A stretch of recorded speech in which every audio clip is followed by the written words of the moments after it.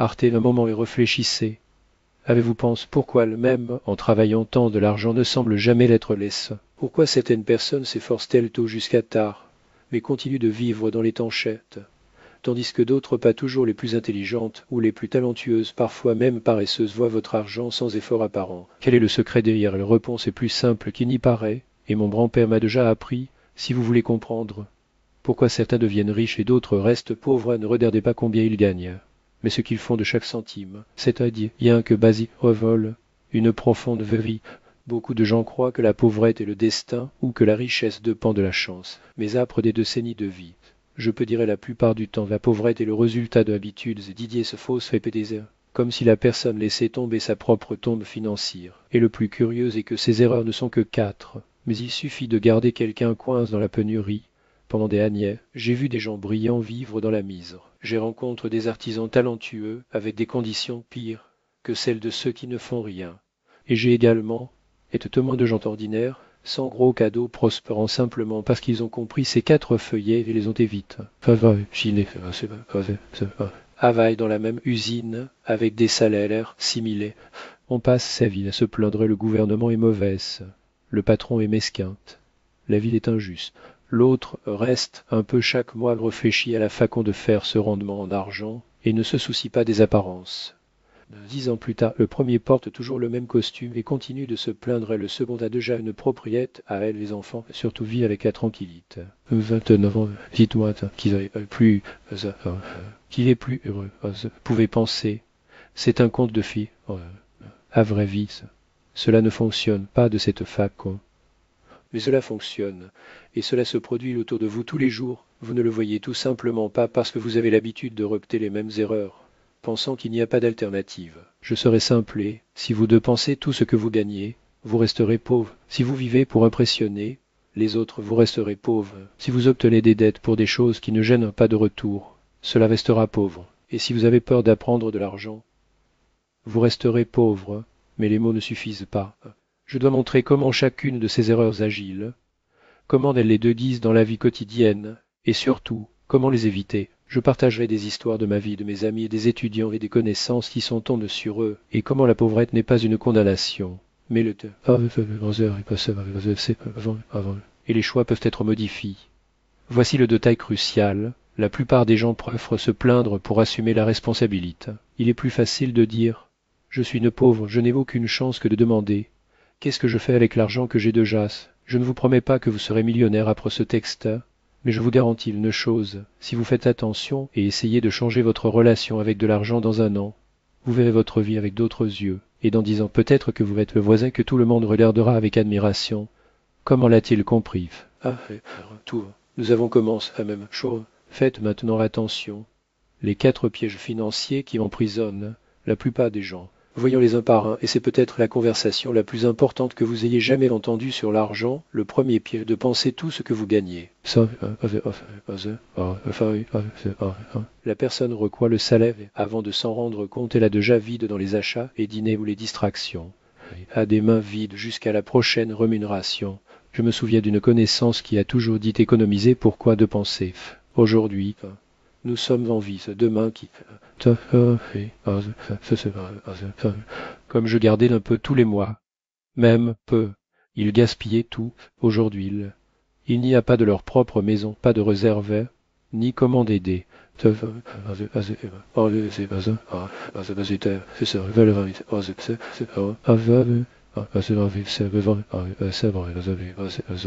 n'ai pas tout passe, il y a un dicton sage. Ceux qui ne savent pas comment garder le petit n'auront jamais grand-chose. Peu importe que ce soit un dixime ou un cinquième de ce que vous obtenez, toujours réservé. Même si cela semble insignifiant. C'est comme planter des graines. Si vous mangez toutes, vous n'aurez rien à semer la saison prochaine. Le deuxième que d'être pour le plaisir. Rien n'est plus dangereux que d'emprunter pour acheter quelque chose dont vous n'avez pas besoin juste pour faire du sport. Un téléphone portable plus cher que le voisin, un voyage finance avec de l'argent qui n'a pas la joie et momentanée. Mais le compte arrive et fait toujours mal plus. J'ai rencontré un jeune homme qui a fait un financement pour acheter une voiture et impressionner sa petite amie. 6 mois plus tard, elle la quitte, la voiture est aise avec les versements. Des années en passent. Il paie toujours l'erreur de vouloir ressembler à ce qui ne l'était pas. N'oubliez pas, la dette est comme un analgésique de l'ego. mais un collier pour la liberté. Si ce que vous achetez ne générera pas de revenus, n'achetez pas le crédit. Une machine à travailler, l'investissement, une voiture pour montrer le statut est un raccourci vers la ruine. Le troisième qui ignorait l'apprentissage financier. Beaucoup de gens ont peur de comprendre comment fonctionne l'argent. Moi, je suis mauvais avec les chiffrés, disent-ils, et continuent de repter les mêmes normes que leurs parents. Dans ma jeunesse, j'ai appris que tout le monde devrait savoir comment dire pas seulement les gains, mais les dépenses et penser à demain. Ceux qui n'apprennent pas de l'argent apprennent de la pauvrette, car l'argent est un enseignant grave. Il revele ses erreurs, mais seulement si vous êtes prêt à l'entendre. Je me souviens avoir lu un livre d'économie en tant que jeune homme. Je n'ai compris presque rien. Cela semblait ennuyeux, mais je me suis forcé à continuer. Depuis lors, chaque année, j'apprends quelque chose de nouveau sur l'épargne, les investissements et comment faire fonctionner de l'argent. Aujourd'hui, même sur mobile, vous avez accès à toutes les connaissances du monde. Se rit de Montreuil d'autres, quand ils pouvaient dans 6 mois dominer les bases de la finance et tourner leur vie, le quatrième peut vivre pour plaire aux autres. C'est plus doux. La personne ne travaille pas pour lui-même ou pour sa famille, mais pour les voisins de les applaudir. Achetez des vêtements que vous ne pouvez pas vous permettre, louer une voiture chère pour un mariage juste pour l'envie. C'est qu'en fin de compte, personne ne s'en soucie. Le voisin regarde et oublie. Pendant que vous obtenez la dette, l'argent est un outil, pas un trophée.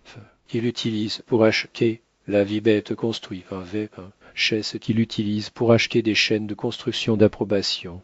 Un choix vous appartient, et dettes seront avec vous. Dans ma jeunesse, il y avait un homme dans notre communauté qui portait toujours les costumes les plus élégants et adonne des fêtes luxueuses pour que tout le monde puisse voir à quel point il était riche. À sa mort, il s'est avre que tout était en crédit, avec sa table où il était assis, avec un renversement. Ses enfants, on passe des années à payer la belle vie qu'il a pris. Mais il y avait un autre homme avec des vêtements simples et une maison modeste. Quand il est parti, ses enfants ont trouvé un héritage, une maison, de l'argent et une tranquillité. Je demande qu'il était vraiment Richigardez. Cette sagesse, l'opinion des autres ne remplit pas votre assiette. Les mots ne mettent pas de nourriture dans votre réfrigérateur. Mais vos dettes seront avec vous. Seul conseil âpre les erreurs. Mes proches, ces 4 défauts sont comme 4 murs qui emprisonnent l'homme dans la pauvrette. Vous pouvez dire, mais c'est si difficile à changer. J'ai l'habitude de tout de penser, montrant que je ne suis pas pire que les autres. Et je réponds seul. Les 6 premiers mois sont difficiles. Alors cela devient une habitude. Commencez petit, gardez au moins 5% de ce que vous gagnez, ne jamais emprunter pour quelque chose qui ne gêne pas de revenus, lisez au moins un livre par an sur l'argent. Cela le met déjà en avance sur 90% des personnes. Vivez à vous et à votre famille et pas aux yeux des autres, croyez-moi, si vous prenez ces mesures dans un an, votre vie sera différente, ne vous attendez pas à des miracles. Il va à ceux qui respectent et savent comment le gérer. J'observe les gens toute ma vie et compris la pauvrette n'est pas un manque d'argent, c'est le manque d'habitude. Et les habitudes peuvent être modifiées, recapitulées, les 4 pièges.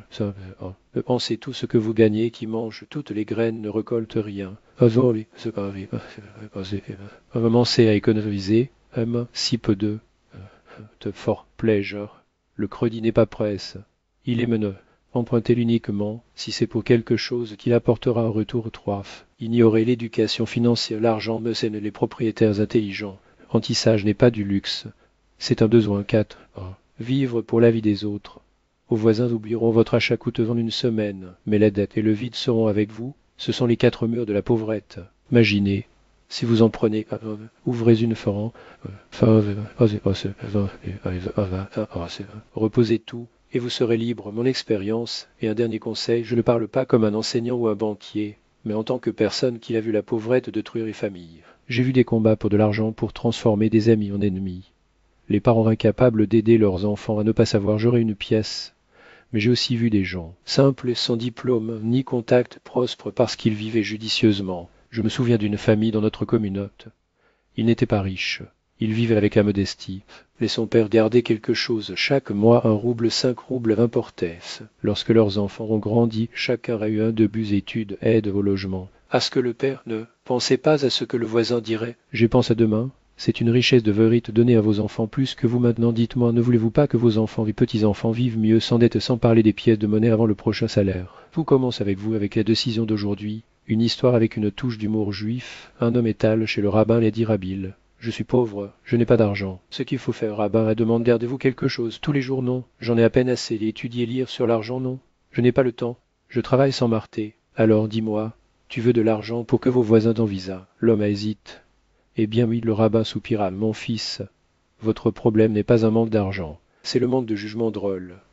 Mais profond, la pauvrette commence dans la tête, pas dans la poche, l'invitation à agir aujourd'hui, maintenant. Vous pouvez aussi déstocker une petite partie de ce que vous gagnez l'arté de financer des bêtises, choisissez. Un cours de livres ou de financement. Vivez pour vous, pas aux autres. 4 États.